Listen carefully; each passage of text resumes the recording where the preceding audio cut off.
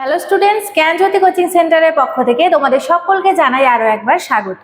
তো আজকে আমি তোমাদের যে বিষয় নিয়ে আলোচনা করব সেটা হচ্ছে, দেখো তোমরা স্ক্রিনে দেখতে পাচ্ছ, মূল্যবোধের বিভিন্ন প্রকৃতি নিয়ে কিন্তু আজকে তোমাদের সঙ্গে আমি আলোচনা করব। তো আলোচনা শুরু করার আগে তোমাদের একটি গুরুত্বপূর্ণ ইনফরমেশন দিয়ে রাখি। দেখো এখানে কিন্তু তোমাদের কোর্স ডিটেলস দেওয়া রয়েছে। তোমরা যারা যারা SKBU অর্থাৎ সিধু কানু বিশ্ব ইউনিভার্সিটি অধীনস্থ বিভিন্ন কলেজগুলিতে মেজর এডুকেশন নিয়ে পড়াশোনা করছো, তোমাদের জন্য কিন্তু মেজর কোর্স ফি রাখা হয়েছে অনলি 1199 টাকা। এর মাধ্যমে তোমরা কি পেয়ে যাচ্ছ? হাই কোয়ালিটি নোটস পেয়ে যাচ্ছ, লাইভ ক্লাসেস পেয়ে যাচ্ছ, রেকর্ডেড ক্লাসেস এবং কি 100% কমন সাজেশনস কিন্তু তোমরা পেয়ে যাচ্ছ। এবং তোমরা যারা যারা ভাবছো যে আমরা মাইনর কোর্স নিয়ে পড়াশোনা করছি, আমাদের কোর্স ফি কত, দেখো তোমাদের কিন্তু এখানে দেওয়া রয়েছে 699 টাকা। এর মাধ্যমে কিন্তু তোমরা কি পেয়ে যাচ্ছ? 100% কমন সাজেশনস কিন্তু পেয়ে যাচ্ছ এবং বিভিন্ন নোটস পত্র কিন্তু তোমরা এখান থেকে পেয়ে যাবে। তো তোমরা যারা যারা ভাবছো এই সেমিস্টারে আমাদের সঙ্গে যুক্ত হবে, দেখো এখানে দুটো নাম্বার দেওয়া রয়েছে কর্নারে, 7076398606 এবং অপরটি হচ্ছে 6295916282। এই দুটি নাম্বারের মধ্যে যে কোনো একটি নাম্বারের সঙ্গে যোগাযোগ করে তোমরা আমাদের সঙ্গে কিন্তু যুক্ত হয়ে যেতে পারো। তো চলো দেরি না করে আলোচনায় ফিরে যাচ্ছি। দেখো, মূল্যবোধ অর্থাৎ কি ভ্যালুর কিন্তু বিভিন্ন প্রকৃতি থাকে। এর আগের ভিডিওতে তোমাদের আমি মূল্যবোধের ধারণা নিয়ে কিন্তু আলোচনা করেছি, মূল্যবোধ কি, মূল্যবোধের বিষয়বস্তু কি, এইসব নিয়ে। আজকের যে ভিডিও, এটাতে কিন্তু মূল্যবোধের প্রকৃতি নিয়ে শুধু আমি আজকে আলোচনা করব। এবং তোমাদের যারা ভাবছো যে মূল্যবোধ কি, তোমরা কিন্তু আগের ভিডিওতে গিয়ে দেখে আসতে পারো, ঠিক আছে? দেখো, মানুষ পরিবার, সমাজ, বিদ্যালয়, সংস্কৃতি থেকে মূল্যবোধ শেখে। যেমন সত্যবাদিতা, সততা, ন্যায়পরায়ণতা, শৃঙ্খলা, সহানুভূতি, শ্রদ্ধাবোধ, তারপর কি সহনশীলতা, দায়িত্ববোধ ইত্যাদিগুলো গুরুত্বপূর্ণ মূল্যবোধ। তাহলে এই যে বিষয়গুলি আমি বললাম, সেই বিষয়গুলি কিন্তু একটি গুরুত্বপূর্ণ মূল্যবোধ একটি ব্যক্তির জীবনে। এই মূল্যবোধগুলি মানুষকে অন্যের প্রতি সম্মান করতে শেখায়, তারপরে কি নিয়ম মেনে চলতে শেখায় এবং সমাজে কল্যাণে কাজ করতে অনুপ্রাণিত করে। অর্থাৎ এই যে মূল্যবোধগুলি রয়েছে এবং একে অপরের প্রতি যে সম্মান করা, শ্রদ্ধাবোধ, এইসব যে মূল্যবোধ যদি একটি মানুষের মধ্যে থাকে, তাহলে কিন্তু সে সমাজের কল্যাণে কিন্তু কাজ করতে অনুপ্রাণিত হয় এবং সকলের প্রতি কিন্তু সে সম্মান দেখায়। মানুষকে অন্যের প্রতি অর্থাৎ অন্যের প্রতি সম্মান করতে কিন্তু সে শেখে, ঠিক আছে? তাহলে মূল্যবোধের যে বিভিন্ন প্রকৃতিগুলি রয়েছে, সেই প্রকৃতিগুলি নিয়ে এখন আমি আলোচনা করছি। দেখো, প্রথমে কি রয়েছে? নৈতিক মূল্যবোধ। নৈতিক মূল্যবোধের মধ্যে কি রয়েছে? ন্যায়, অন্যায়, সত্যবাদিতা, সততা, দায়িত্ববোধ ইত্যাদির সঙ্গে সম্পর্কিত মূল্যবোধ, ঠিক আছে? এরপর দ্বিতীয় আমি যেটা আলোচনা করব সেটা হচ্ছে সামাজিক মূল্যবোধ।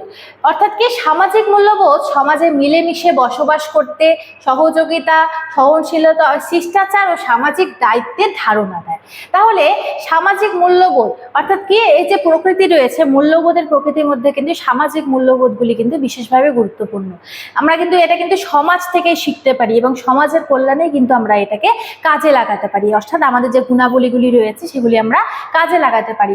এরপরে কি রয়েছে? ব্যক্তিগত মূল্যবোধ। ব্যক্তির চাহিদা, চরিত্র, আত্মসম্মান, আত্মনিয়ন্ত্রণ, আত্মবিশ্বাস ও আত্মশুদ্ধির সঙ্গে কিন্তু যুক্ত। অর্থাৎ ব্যক্তিগত মূল্যবোধ এগুলো কিন্তু ব্যক্তিগতভাবে গড়ে ওঠে বিশেষভাবে। যেমন দেখো এখানে কি বলেছে? ব্যক্তির চরিত্র, আত্মসম্মান কিন্তু নিজের থেকেই গড়ে ওঠে, ঠিক আছে? বিভিন্ন পদে পদে কিন্তু আমরা বিভিন্ন কিছু শিখতে পারি, তেমনি কিন্তু আত্মসম্মানও কিন্তু একটি বিষয়, ঠিক আছে? তাহলে কি রয়েছে? আত্মনিয়ন্ত্রণ, আত্মবিশ্বাস এবং কি রয়েছে? আত্মশুদ্ধির সঙ্গে কিন্তু যুক্ত।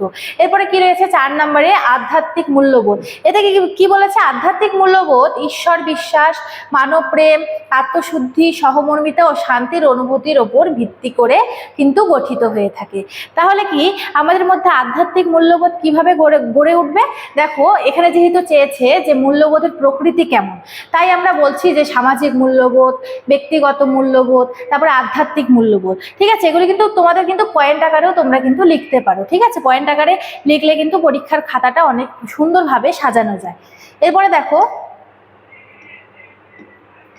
5 নাম্বার, সাংস্কৃতিক মূল্যবোধ। ভাষা, ঐতিহ্য, রীতিনীতি, সংস্কৃতি ও জাতীয় চেতনার সংরক্ষণ ও বিকাশে সহায়তা করে। অর্থাৎ এইসব বিকাশে কিন্তু সহায়ক। এরপরে কি রয়েছে? অর্থনৈতিক মূল্যবোধ। যেমন হচ্ছে কি পরিশ্রম, সঞ্চয়, মিতব্যয়িতা, তারপরে কি রয়েছে? দায়িত্বশীলতা, তারপরে উপার্জন ও সম্পদের সঠিক ব্যবহার করতে শেখায় কিন্তু অর্থনৈতিক মূল্যবোধ।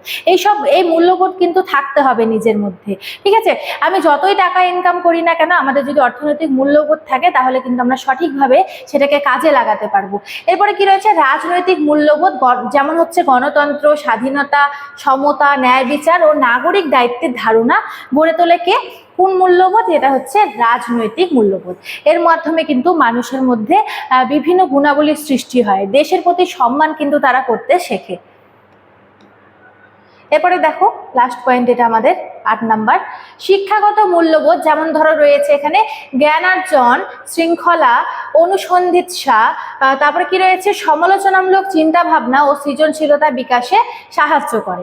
ঠিক আছে, তাহলে সংক্ষেপে যদি এই বিষয়টিকে আমরা বলতে যাই তাহলে কি বলবো, যে মূল্যবোধ মানুষের চিন্তা, আচরণ ও জীবন দর্শনকে সঠিক পথে পরিচালিত করে, অর্থাৎ পরিচালিত করতে সাহায্য করে।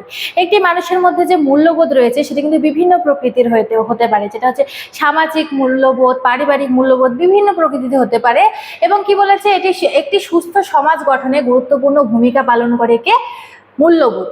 ঠিক আছে, আমাদের মধ্যে যদি মূল্যবোধ থাকে তাহলে কি হবে, আমাদের মধ্যে সুস্থ সমাজ আমরা গঠন করতে পারবো। ঠিক আছে, এবং কি পারবো, আমরা সমাজের প্রতি একটি সম্মান প্রদর্শন করতে পারবো সমাজের মানুষগুলির প্রতি। ঠিক আছে, তাহলে এইটুকুই ছিল বিষয়।